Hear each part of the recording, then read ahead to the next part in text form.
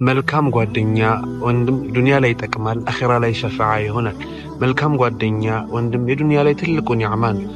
አንድ ሰው ከእስልምና በኋላ መልካም ጓደኛ ወንድምን የመሰለ ኒዕማ አልተሰጠውም ይላል ዑመር ረዲየላሁ ዐንሁ።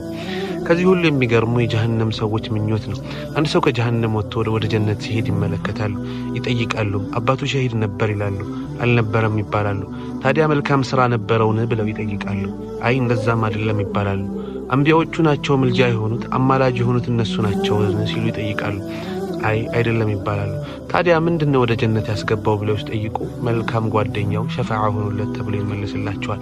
እነሱም በቁጭት እንዲላሉ ፈማ ለና ሚን ሻፊዒ ወላ ሰዲቂን ሐሚም፣ ለኛ አማላጅ የለንም አዛኝም ጓደኛ የለንም ብለው ይቆጫሉ። መልካም ጓደኛ የዱንያ ላይ ጀነት የማይለካ የሆነ ትልቅ ስጦታ ነው። መልካም ጓደኛ ወንድም ያለው ምንኛ ታደለ። ወሰላሙ አለይኩም።